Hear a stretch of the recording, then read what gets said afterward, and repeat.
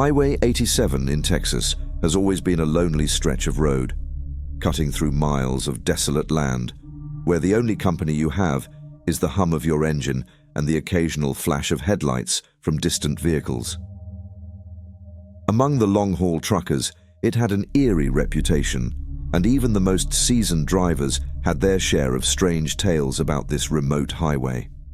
One of the most chilling stories belongs to a man named Mark, a trucker with over 2 decades of experience on the road, and it's a story that still haunts him to this day. It was a cold October night in 1999, the kind of night where the air felt too still and the darkness seemed too heavy. Mark had been on the road for nearly 12 hours, pushing through to meet a delivery deadline. His route took him down Highway 87, a path he had taken countless times before. But that night, something felt different. As Mark cruised down the dark highway, the occasional burst of static from his CB radio was the only sound breaking the silence. The road stretched out before him, illuminated by the dim glow of his headlights, with nothing but endless, barren land on either side. The uneasiness began to creep in, though he couldn't explain why. It felt like someone, or something, was watching him from the shadows beyond the road. Just as Mark passed a dilapidated gas station, long since abandoned, his headlights caught something unusual: a figure standing on the side of the road. At first, he thought it was an animal, but as he got closer, he realized it was a woman. She stood completely still, her arm raised slightly, as if signaling for help. She was wearing a thin, white dress, stark against the night, her long hair hanging limply over her shoulders. Instinctively, Mark slowed down. Despite his gut telling him otherwise, he couldn't leave her there, stranded in the middle of nowhere. What kind of person would I be if I just drove past her?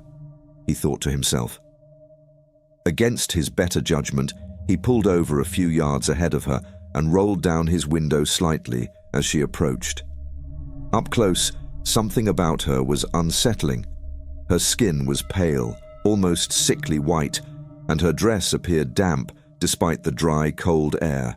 Her eyes were dull, and she had an almost mechanical movement to her. When she finally spoke, her voice was so soft, so faint, that Mark had to strain to hear it. "Just up ahead, please," she whispered, her words sending a shiver down Mark's spine. She didn't seem frightened or desperate, just distant. Mark hesitated for a moment, but ultimately unlocked the passenger door, and the woman climbed in without saying another word. She sat stiffly, her hands resting in her lap, eyes locked straight ahead. Mark tried to make small talk, asking her where she was heading, if she was okay, but she didn't respond. She didn't even glance at him. The silence in the cab became suffocating, thick with tension. The further they drove, the more uneasy Mark became. The woman's presence felt wrong, unnatural. Something about her was off, but he couldn't put his finger on it. He glanced at her out of the corner of his eye, only to find her staring directly at him, her lifeless eyes fixed on his face. "You shouldn't have stopped," she said suddenly, her voice now cold and flat, devoid of emotion. Mark's hands tightened on the steering wheel. A chill crept down his spine as her words echoed in the small cab. He tried to brush it off as his imagination running wild, but the air in the truck had become icy, far colder than it should have been. Suddenly, without warning, the woman vanished. 1 second, she was sitting beside him, and the next, the seat was completely empty. Mark's heart raced. He slammed on the brakes, bringing the truck to a screeching halt. He jumped out, his pulse thundering in his ears, and frantically searched the road around him, expecting to see her somewhere somehow. But she was gone. There was no trace of her anywhere. Not on the road, not by the side, not in the truck. Mark stood there in the dark, his breath coming in short, panicked bursts. What just happened? How could someone disappear like that? He checked the passenger seat again, ran his hands over the fabric, but it was empty. The temperature inside the cab, though, still felt unnaturally cold. Determined to put as much distance between himself and whatever had just happened, Mark jumped back into the truck and took off down the highway. His hands shook as he gripped the wheel, his mind racing. Had he imagined the whole thing? Was he too tired? But no, he had seen her. She was real, and she had been sitting right there. Just as he started to calm down, telling himself it must have been some sort of hallucination, Mark saw her again. Standing in the middle of the road, a few hundred yards ahead, her arm raised as if she had never left. Mark's blood turned to ice. He swerved to avoid hitting her, narrowly missing her figure as it stood motionless in the darkness. His heart pounded in his chest as he sped past, but when he looked in the rearview mirror, she was gone again. Shaken to his core, Mark kept driving, desperate to reach the next town. When he finally pulled into a truck stop hours later, he was pale, sweating, and exhausted. He told a few of the other truckers about his experience, expecting them to laugh it off or call him crazy, but instead they exchanged knowing glances. "You're not the first to see her," an older trucker finally said. "That stretch of road, it's haunted. They say she was a young woman who died in an accident out there, hit by a truck late at night. Ever since, drivers have reported seeing her trying to hitch a ride. Some say if you stop for her, she'll follow you. She'll never leave you alone." Mark never drove down Highway 87 again. To this day, those who've heard Mark's story say that late at night, on certain stretches of that lonely highway, you might still see her.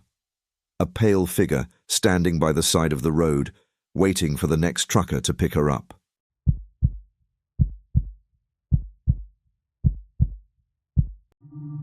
There's a dangerous stretch of road near the Appalachian Mountains, known by truckers as Dead Man's Curve.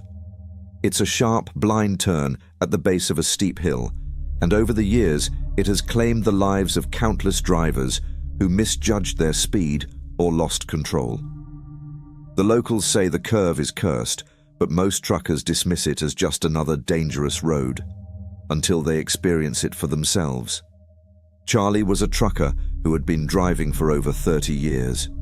He had heard the stories about Dead Man's Curve, but like many others, he didn't believe in ghosts or curses. It was just a piece of asphalt like any other.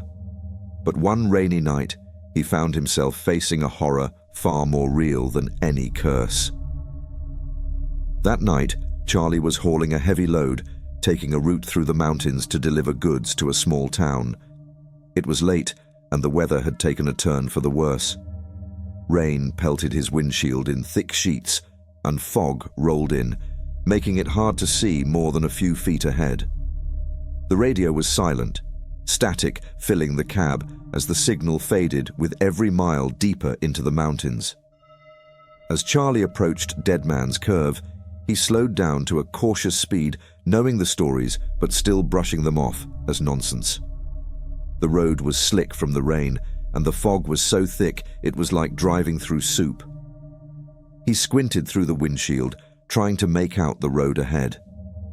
Just as he was about to make the turn, Charlie saw something that made his blood run cold.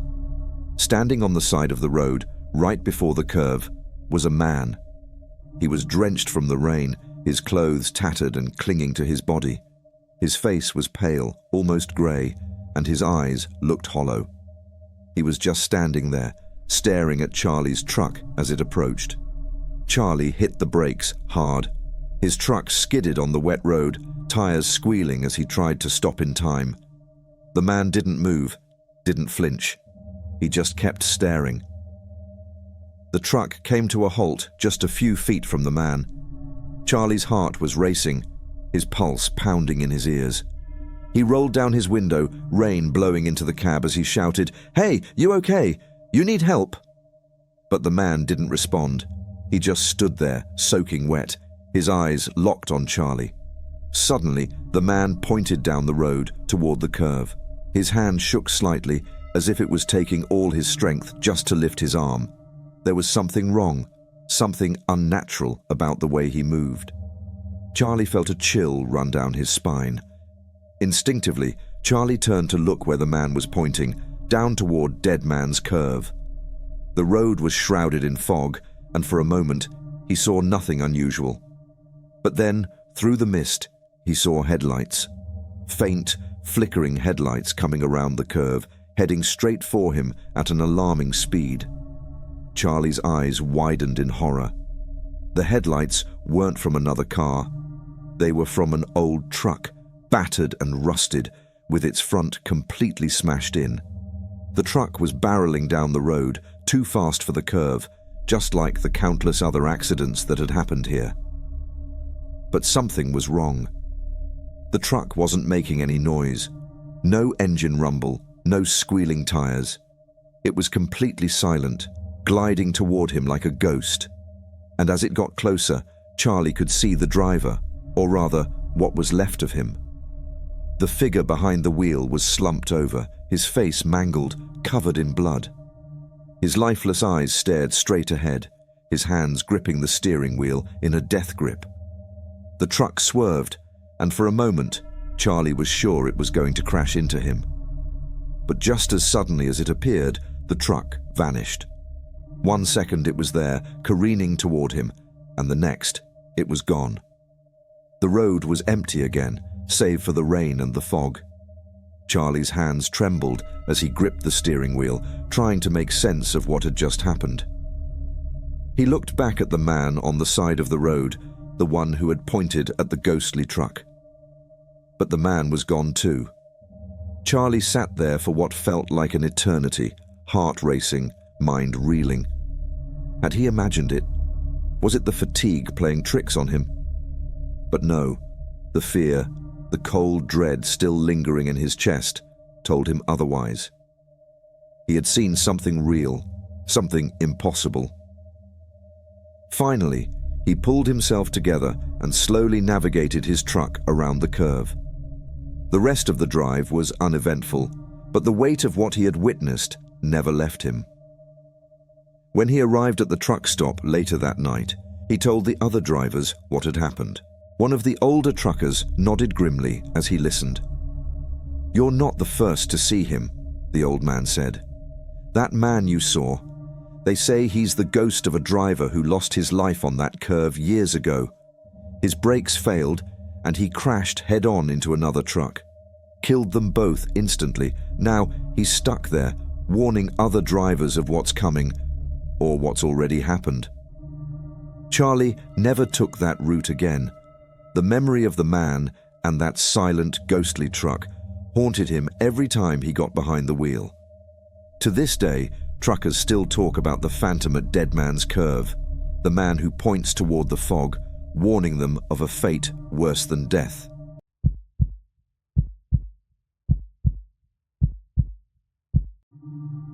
There's a well-worn tale among truckers about a rest stop deep in the backroads of Kentucky, one that no map shows and no GPS can pinpoint. It's said to appear only on the darkest nights, when the fog rolls in thick and the world seems to shrink to the few feet of road ahead. Those who stop there don't always come back the same. Ben was a trucker with 10 years on the road. He wasn't easily spooked, having weathered long, lonely drives through deserts, mountain passes, and backwoods highways. But something about this particular route unsettled him. He had taken it a few times before, but each time he heard more and more stories about the so-called ghost stop that supposedly lay along the way. It was late, around 2 a.m., when Ben found himself on that stretch of road. The fog had rolled in thick, reducing visibility to almost nothing. He squinted through the windshield, his headlights barely piercing the thick white wall in front of him. His eyes were heavy from the long drive, and his hands ached from gripping the wheel. Just as he was considering pulling over to rest, he saw it. A sign on the side of the road. "Rest stop, 2 miles ahead." Ben hadn't remembered any rest stops being along this route, but he was too tired to question it. As the fog grew denser and the road seemed to stretch endlessly, He was grateful for the chance to pull over and rest his eyes for a bit. 2 miles later, there it was. A small, dimly lit rest stop, surrounded by dense trees. It looked old, maybe from the 60s or 70s, with faded signs, a few decrepit vending machines, and an abandoned restroom building. The parking lot was nearly empty, save for a couple of rusted cars that looked like they hadn't moved in years. Ben pulled his truck into the lot and killed the engine. The silence that followed was eerie, the only sound being the soft rustling of leaves in the faint breeze. He glanced at the old cars again, feeling a strange sense of unease. Who had left them there, and why hadn't they been moved? But the weight of exhaustion pressed down on him, and he decided to rest for a while before getting back on the road. As he leaned back in his seat, trying to relax, he heard a soft tap on his window. Startled, Ben looked over and saw a man standing there, his face partially obscured by the fog. He was tall, with a gaunt frame, dressed in clothes that seemed out of place, a buttoned-up shirt and slacks, like something from decades past. "Need some help?" the man asked, his voice muffled by the glass.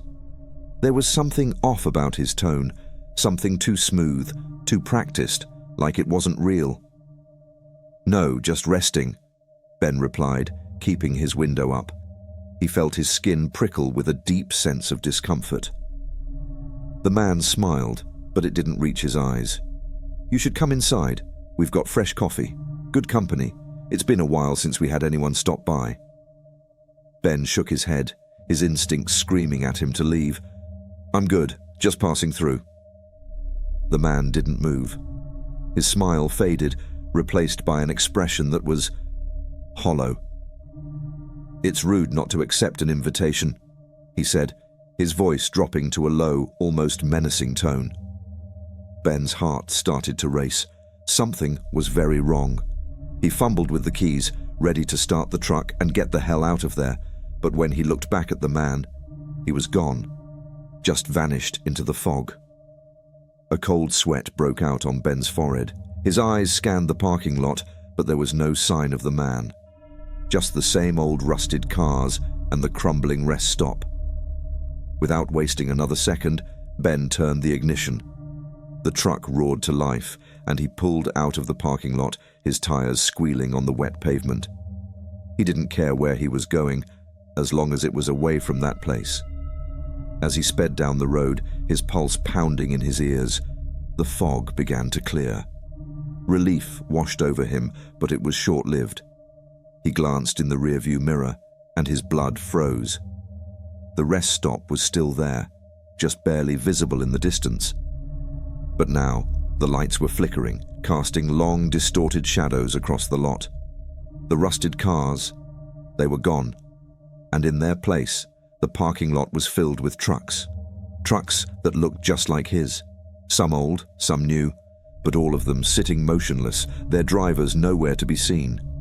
But that wasn't the worst part. Standing in the center of the parking lot, staring directly at him, was the man. He wasn't smiling anymore.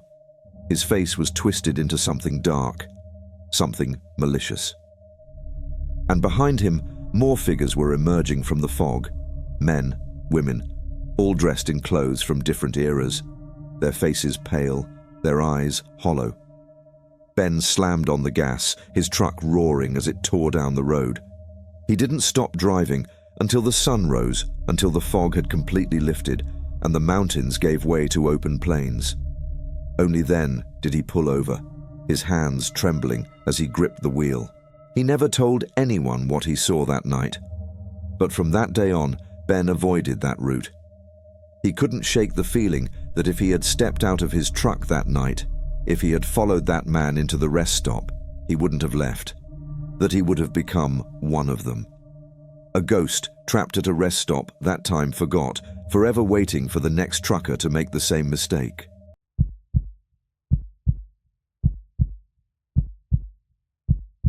There's a stretch of highway in the Nevada desert, far from any town or city, where the only thing that keeps a trucker company is the empty sky and the endless expanse of sand.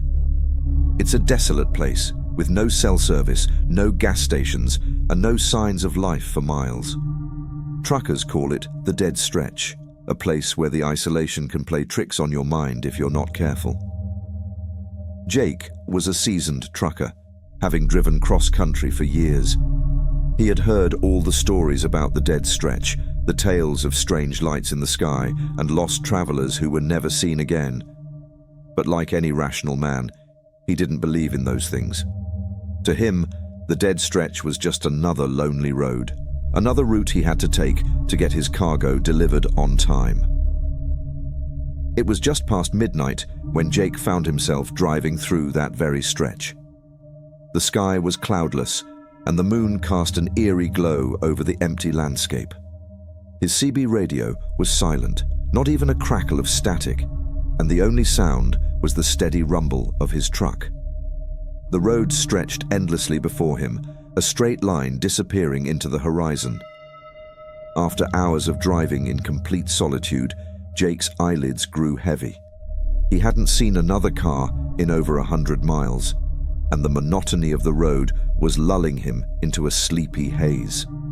He shook his head, trying to stay alert, but his thoughts began to wander. It was then that something caught his attention in the distance. A single red light, flickering faintly on the side of the road. At first, Jake thought it might be a broken-down car, but as he got closer, he realized it was something else entirely. The red light was coming from an old, rusted payphone, standing alone at the edge of the road, far from any town or building. The phone's receiver hung loosely, swinging gently in the desert breeze, and the red light above it blinked steadily, like a beacon in the darkness. Jake's curiosity got the better of him. Who would put a payphone out here in the middle of nowhere? And why was it still working? He pulled his truck over to the side of the road and climbed out, the desert air cool against his skin. The payphone looked ancient, its metal casing corroded by years of neglect, yet the red light blinked on, as if waiting for someone to answer a call that was never coming. For reasons he couldn't explain, Jake felt compelled to pick up the receiver. His hand trembled as he lifted it to his ear, expecting to hear nothing but static. But instead, a faint voice crackled through the line. "Hello?" Jake froze. The voice was soft, distant, almost a whisper. It sounded like a woman, but the words were distorted, as if they were coming from miles away. "Who is this?" Jake asked, his voice shaky. He didn't know why he was speaking into an old payphone in the middle of the desert, but something about the situation felt wrong. The voice on the other end let out a low, muffled sob. "I'm lost. Please help me." Jake's heart began to race. "Where are you?" he asked, glancing around the empty desert. "Are you nearby? Are you hurt?" "I don't know." The woman's voice quivered, her words barely audible. "I've been here for so long. I can't get out." Jake's blood ran cold. There was no one for miles, no towns, no houses, no cars. The desert was empty. And yet, here was this voice, pleading for help from a payphone that looked like it hadn't been used in decades. Before Jake could ask another question, the line went dead. The red light above the payphone flickered once, then shut off completely, plunging the desert back into darkness. A wave of panic washed over him. He slammed the receiver down and hurried back to his truck, his heart pounding in his chest. He turned the key in the ignition, but the engine sputtered and died. "Come on, not now," Jake muttered, trying again, but the truck refused to start. Sweat began to bead on his forehead as the fear set in. He was stranded in the middle of nowhere, with no phone service and no way to contact anyone. As he sat there, trying to figure out what to do, something caught his eye in the rearview mirror. Far off in the distance, at the edge of the road, he saw a figure walking toward him. The figure was small, silhouetted against the pale moonlight, slowly moving closer. Jake's hands gripped the steering wheel tightly. His mind raced. Was it the woman from the phone? Was she real? Or was it something else, something worse? The figure continued to approach, moving with an unnatural, slow gait. It was still too far away for Jake to make out any details, but he could feel the air around him grow colder, the silence thicker, more oppressive. Without thinking, Jake tried the ignition again, praying to hear the roar of the engine. This time, the truck sputtered to life. Relief washed over him, but when he glanced back at the rearview mirror, the figure was gone. He didn't wait to find out what happened next. Jake slammed on the gas, his tires screeching as he pulled back onto the highway. He drove faster than he had ever driven before, the desert landscape flying past in a blur. His heart didn't stop pounding until he saw the faint glow of the next town's lights on the horizon. Jake never spoke about that night again. But every time he passed through the dead stretch, he couldn't help but glance at the side of the road, half expecting to see that old payphone, its red light blinking in the darkness. And every now and then, he'd wonder if someone else would pick up the call and what would happen if they did.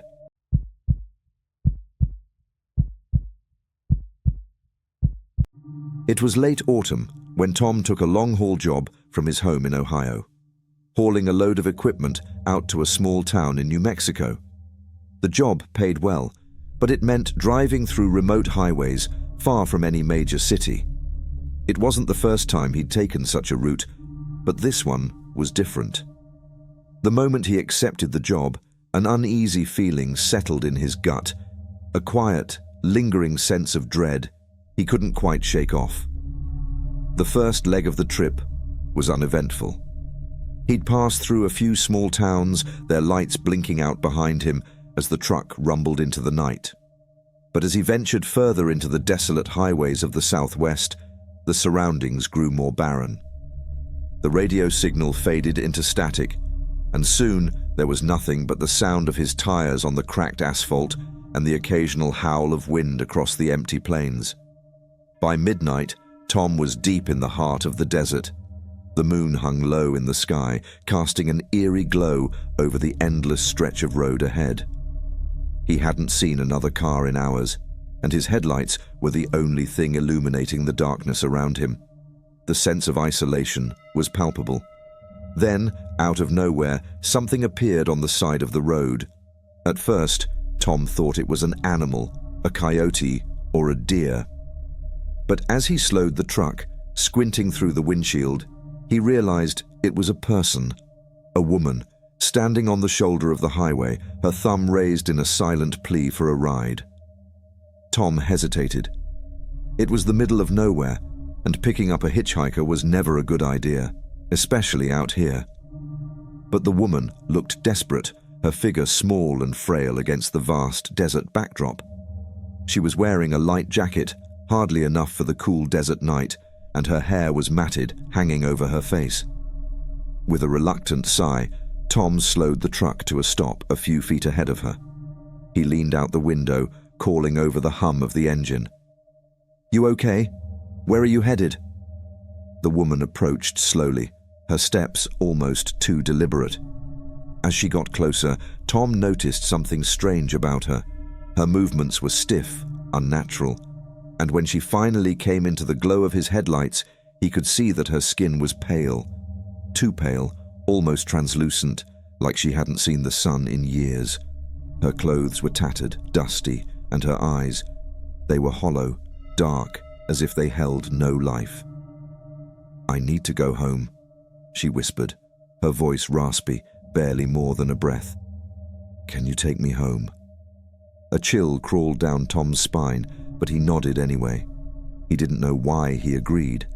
Maybe it was the loneliness of the road, or maybe it was something else, something about her that made it impossible to say no. "Sure," he muttered, opening the passenger door. "Get in." The woman climbed into the truck without another word, settling into the seat beside him. She sat eerily still, her hands folded in her lap, her eyes fixed on the road ahead. Tom felt a knot tighten in his stomach as he pulled the truck back onto the highway. The air inside the cab felt colder, heavier, like the warmth had been sucked out the moment she stepped inside. They drove in silence for what felt like an eternity. The desert stretched on, the road unchanging, with no signs of civilization anywhere. Tom tried to shake off the unease gnawing at him, but every glance toward the woman only deepened the dread that was building in his chest. She hadn't moved. She hadn't said a word. It was as if she was barely there at all. Finally, after what felt like hours, Tom cleared his throat and broke the silence. "Where exactly is home? There's nothing out here." The woman turned her head slowly, her eyes locking onto his. For the first time, he could see her face fully, illuminated by the dim lights of the dashboard. Her skin was stretched tight over her bones, and her eyes. They were empty, like two black voids staring straight into his soul. "Just ahead," she whispered, her voice colder now, almost mechanical. "It's just ahead." Tom's heart pounded in his chest, but he forced himself to keep driving. The road stretched on endlessly, the landscape unchanged, as if he was caught in some kind of loop. No matter how far he drove, nothing seemed to shift. It was as if the world around him had frozen in time, trapped in an endless night. Then, up ahead, he saw something. A flicker of light in the distance, faint but unmistakable. As they drew closer, he realized it was a house. A small, dilapidated house, sitting alone in the desert, its windows dark and broken, its roof sagging under years of neglect. "That's it," the woman said, her voice unnervingly calm. "That's home." Tom slowed the truck as they approached the house. There was something deeply unsettling about the place. It looked abandoned, long forgotten, but the way the woman stared at it, it was like she had been waiting for this moment for a long, long time. She turned to him then, her gaze piercing through him. "Thank you for bringing me home." Without waiting for a response, she opened the door and stepped out into the night. Tom watched as she walked slowly toward the house, her figure fading into the shadows. But before she disappeared completely, she stopped and turned back to look at him one last time. "You shouldn't stay here," she said, her voice barely audible over the wind. "They don't like visitors." Tom felt a jolt of fear shoot through him. Without thinking, he slammed the truck into reverse, backing away from the house as quickly as he could. His hands trembled on the steering wheel as he turned the truck around and sped back down the road, his heart racing in his chest. As he drove away, he glanced in the rearview mirror, half expecting to see the woman still standing there, watching him leave. But there was nothing. The house, the woman, everything. It was gone. As if it had never been there at all. For miles, Tom couldn't shake the feeling that he was being followed, that something was watching him from the shadows. It wasn't until he reached a small diner hours later that he finally pulled over, shaken and exhausted. Inside the diner, Tom sat down at the counter, his hands still trembling slightly. He tried to calm his nerves, but the memory of the woman, her hollow eyes, her whispered words, lingered in his mind. He struck up a conversation with the waitress, trying to distract himself. "You ever hear about a house out in the desert? Old, run-down place?" The waitress frowned, wiping her hands on her apron. "House? Ain't nothing out there but desert. No one's lived out that way in years." Tom's heart sank. "But I just dropped someone off. She said it was her home." The waitress looked at him, her expression unreadable. "You must be mistaken, honey. There's only one house out there, and it's been abandoned for decades. Belonged to a family. They all disappeared one night. No one ever found out what happened to them. Some folks say it's haunted." Tom felt a cold sweat break out on his forehead. He tried to shake it off, but deep down, he knew he hadn't imagined it. The woman, the house, they were real. Or at least, they had been. And as he sat there in the diner, miles away from the dead stretch, Tom realized something chilling. He hadn't heard her leave. The passenger door hadn't shut.